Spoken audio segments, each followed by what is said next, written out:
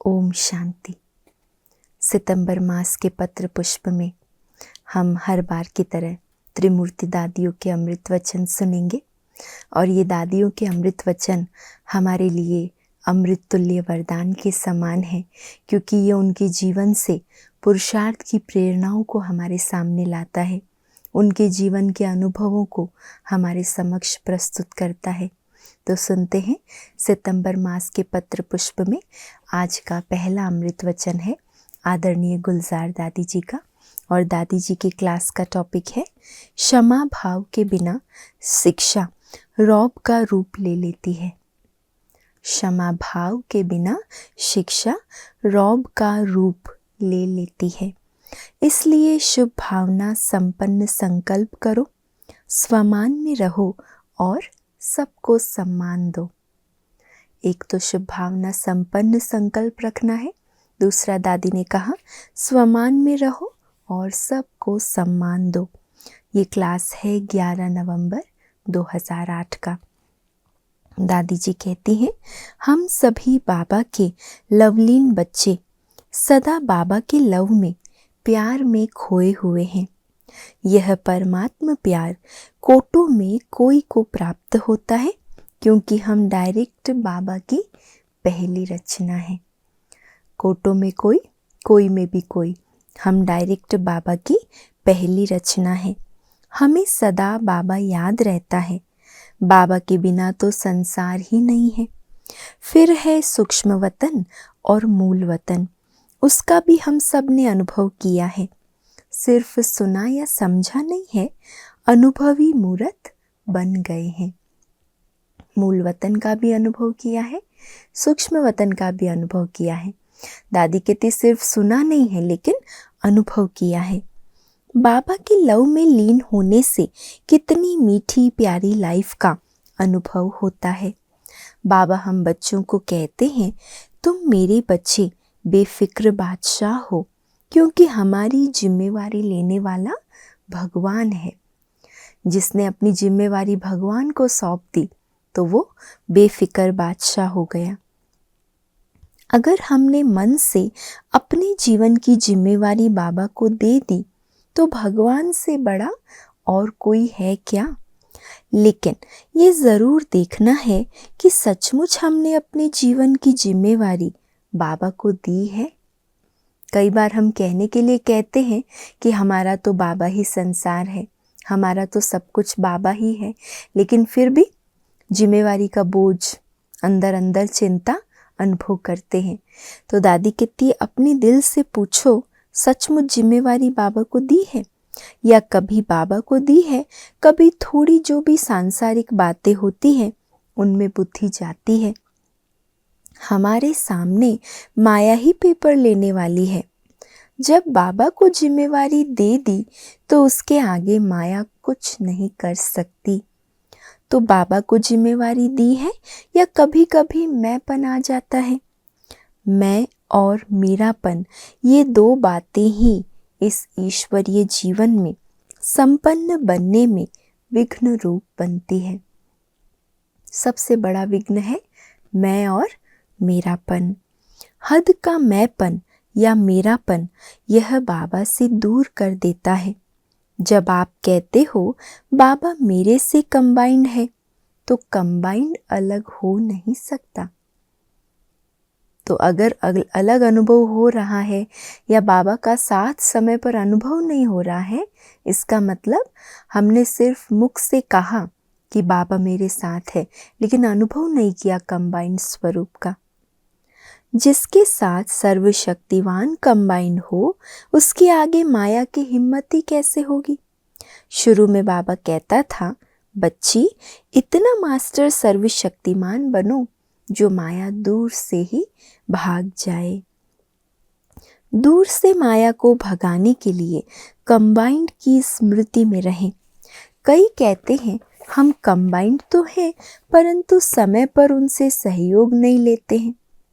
फिर कंबाइंड रहने का फायदा क्या। जब समय आने पर उस स्वरूप से सहयोग नहीं लिया, मदद का अनुभव नहीं किया, तो कंबाइंड कैसे हुए। कोई को भी जब वार करना होता है तो पहले वो अकेला करता है, फिर वार करता है।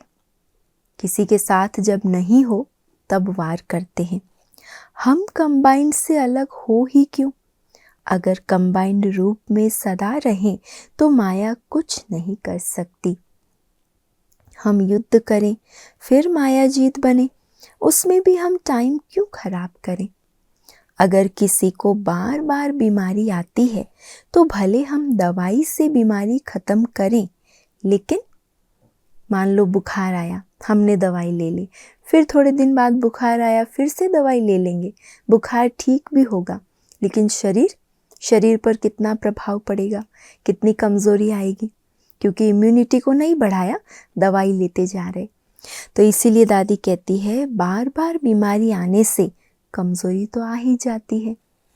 बाबा की आशाएं पूर्ण करने वाले कौन हैं? हम बच्चे ही हैं। हम बाबा की आशाओं के दीपक हैं। बाबा की आश हम बच्चों के प्रति क्या है?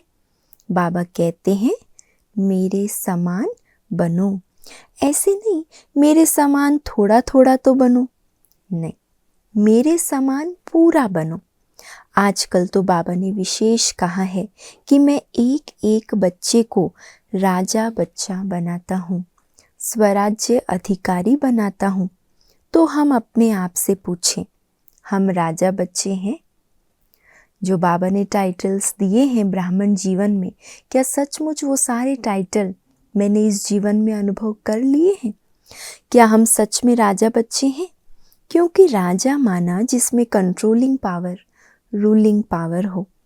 पहले हम पूछें कि हमारा मन के ऊपर कंट्रोल है? क्योंकि मन जीते जगत जीत कहा जाता है।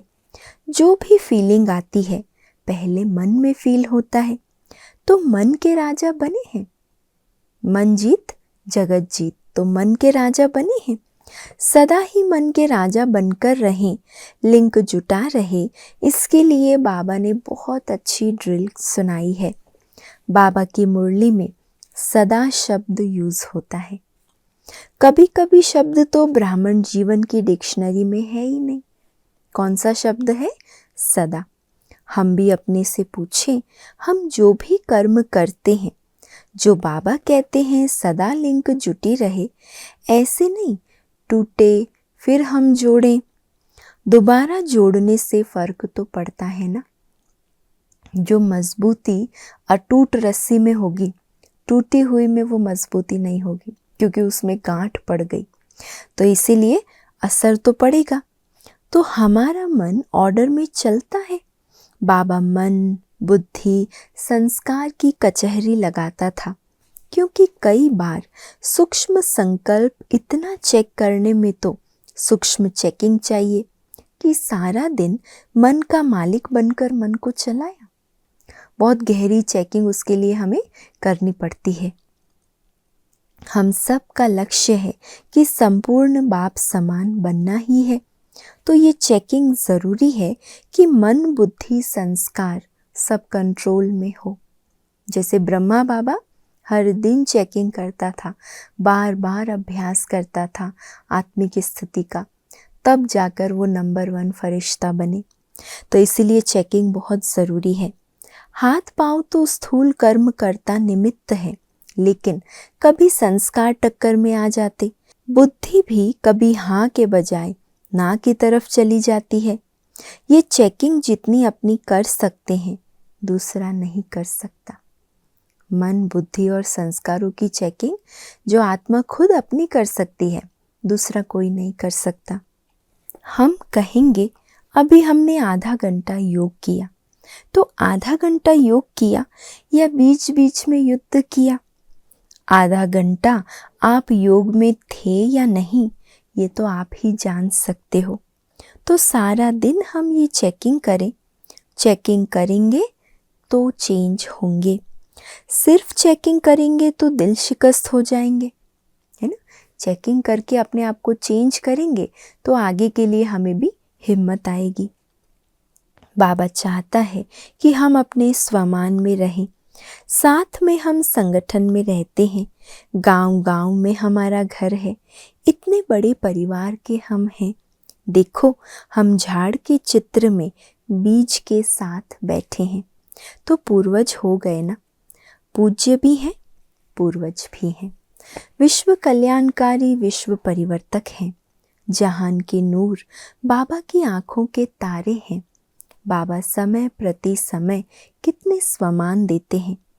अमृत वेले हम बाबा से शक्ति लेकर अगर सारे दिन का स्वमान और टाइम टेबल सेट करें कि आज सारा दिन इस स्वमान के अनुभव में रहेंगे, ये अपने आप के साथ संकल्प कर लें कि आज बाबा ने मुरली में मुझे जो टाइटल दिए, जो स्वमान दिए, आज सारा दिन मैं उस अनुभव में अनुभवी बनकर रहूँगा।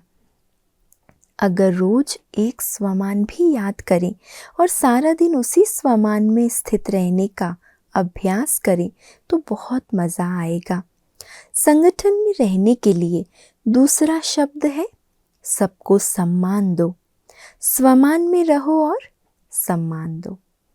पहला है खुद स्वमान में रहना, फिर दूसरा है सबको सम्मान देना। संगठन में चलना और सफल होना, उसके लिए सबको सम्मान दो, क्योंकि संगठन में भिन्न भिन्न संस्कार तो होंगे ही, सभी एक नंबर तो नहीं होंगे। माला में 108वां नंबर भी तो है ना।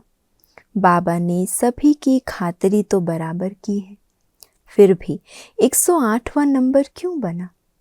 ये हर एक का पुरुषार्थ अपना अपना है। कुछ भी हो, संगठन में एक दो को सम्मान दो और सम्मान लो। जैसे रास्ते में कोई गिर गया है तो आप क्या उस गिरे हुए व्यक्ति को लात मारेंगे या सहारा देकर उठाएंगे? गिरे हुए को सहारा दिया जाता है ना। मर्यादा तो यही है कि उसे सहारा दो, खड़ा करो।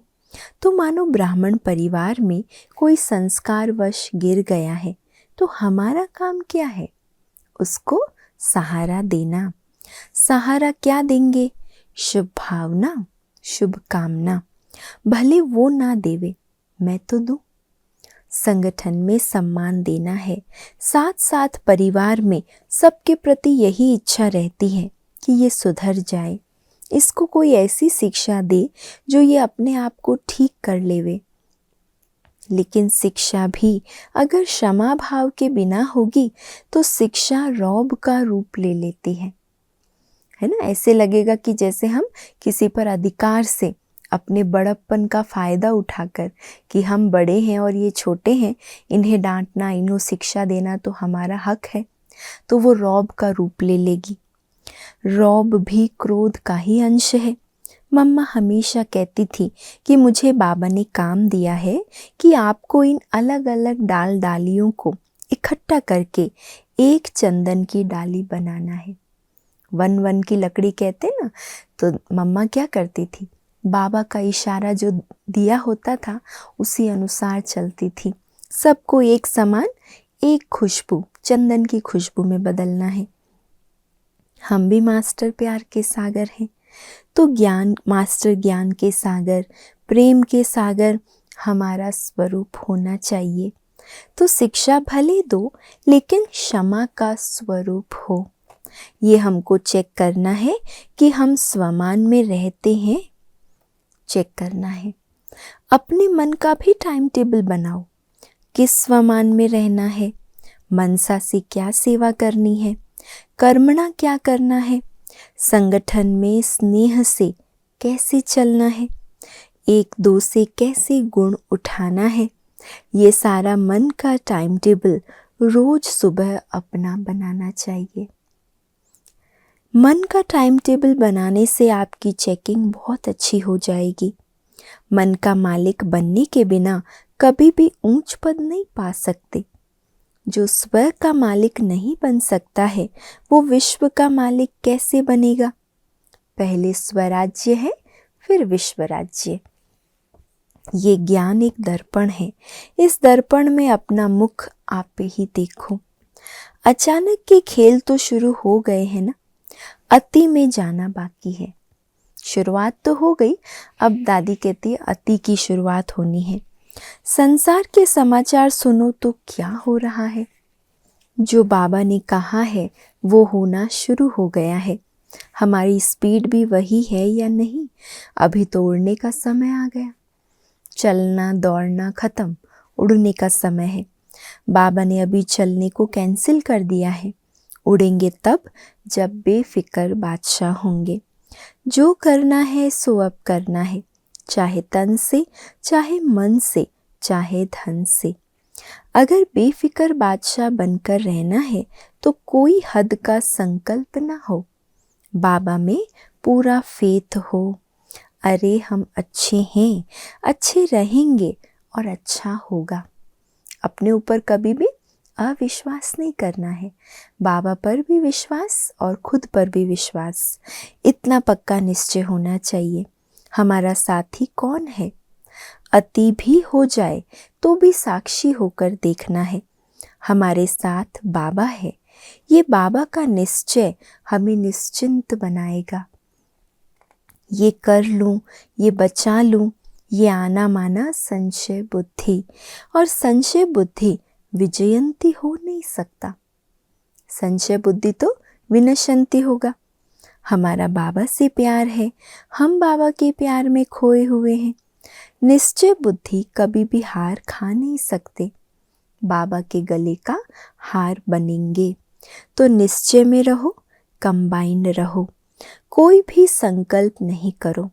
बाबा हमारे साथ है, हमारा बाल भी बांका नहीं हो सकता। कितना ऊंचा निश्चय। कौन मेरा साथी है? स्वयं भगवान मेरा साथी है तो मेरा बाल भी बांका हो नहीं सकता। तो सभी निश्चय बुद्धि विजयंती है ना। हम ही विजयी बनेंगे, इतना उमंग उत्साह और खुशी होनी चाहिए। बाबा के निश्चय में सब हुआ ही पड़ा है, इतने निश्चिंत। ड्रामा में सब हुआ पड़ा है, इतने निश्चिंत और निश्चय बुद्धि। तो विजय होगी ही होगी। अच्छा, ओम शांति।